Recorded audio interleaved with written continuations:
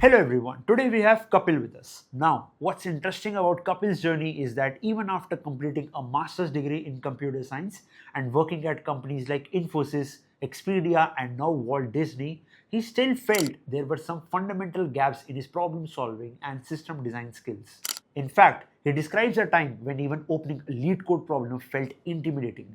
Fast forward to today, and he's not only more confident in interviews, but also applying those same concepts to solve real engineering problems and improve efficiency in his day to day work.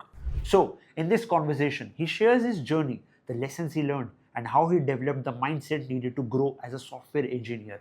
So, come, let's get into it. So, Kapil, can we start with your introduction, please?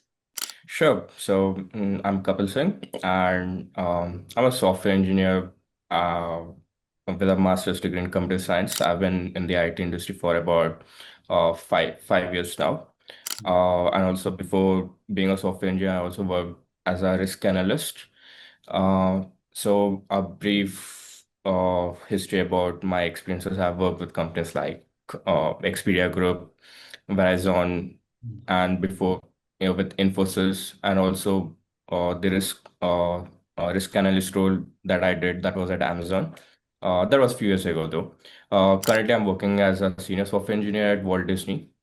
And yeah, and I mostly work with Java and AWS. Like that's my regular tech stack. But lately, I have also been started to work with AI because AI is being a trend these days.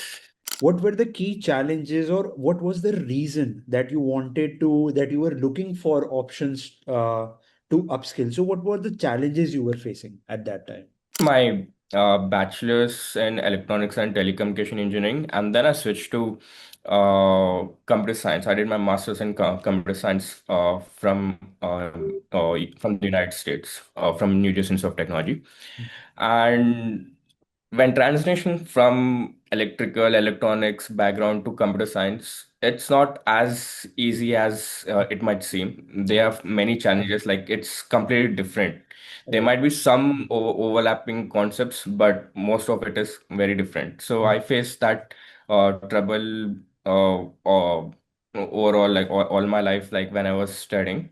And um, so after graduating, I was still struggling with programming and coding. Although I landed a job, Yeah. I landed whatever job I landed, that was mostly based on the skills that I developed. That was programming skills, sorry, the language skills like Java or Python or whatever. But I did observe that I lacked problem solving skills. Mhm. So this was something that I was not taught even during my masters. During masters, the professors would just come and they would just simply present you with the curriculum, like this is what linked list is. You have to do this. This is what a graph is. But they don't teach Right. you the patterns, Right. like how exactly you tackle, how exactly you would need to have your mindset for that.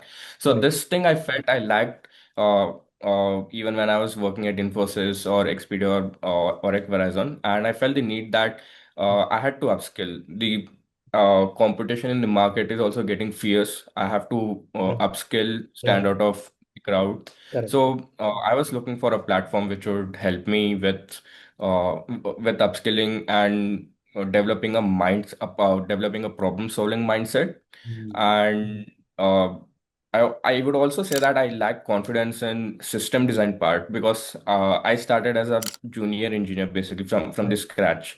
Right. And system design also was not something that I learned at my master's. Like they would just tell you about this is a database, this is what this cloud is. But how would you handle your traffic, the Correct. traffic at a huge scale? How would you do that? How would the different caching Mhm. strategies that you would need in real life Mhm. scenarios? So those Correct. kind of things I really lacked before joining Bosscoder, and I felt that this was the right time that I had to upskill. So that is how I came Mhm. across Bosscoder through my research on YouTube, Google, etc. And I felt that Bosscoder was a right platform for me. So, how was your experience of the Bosscoder Academy's Transformer program? Firstly, about Transformer, it is. it is a program where you start from a beginner level basically. Although I was not a beginner, I knew few concepts. Like I mean, I was good at Java. I knew the programming concepts of Java, OOPS, etc. Yeah. But I felt the need that uh, the foundation that there were few gaps in my foundation, and which really needed to be covered. So when your foundation is strong, that is when the you get at a better place, like you develop fully. Yeah. So having gaps in foundation is not really something that one should have. But yeah, so my experience at Bosscoder, so this is the reason I joined Transformer, to fill up the gaps in my foundation. And um after that, uh, learning DSA, the gaps that I had in DSA, even from my studies at masters or any self study that I used to do, or I even used to sort of be scared of tackling lead code problems. I had hardly done around like 10 to 20 problems of lead code before joining Bosscoder. So my concepts after joining the transformer batch in Bosscoder, like they became like tremendously good. I started to understand, okay, this is what happens behind the scenes. This is how arrays work. This is how linked list work. This is how graphs are structured, and these are the operations that you can do. Everything has its own specific purpose to solve a specific problem. So I like clarity in those kind of things before joining Bosscoder, but after joining the Transformer program at Bosscoder, these sorts of things became very clear to me, and I'm very confident about handling such questions in the interviews now. So, that was Kapil's journey, and I think one of the biggest takeaways from this conversation is that career growth isn't just about collecting degrees or years of experience. Sometimes it's about going back to the fundamentals, strengthening your problem solving ability, and building the confidence to tackle challenges you have been avoiding for years.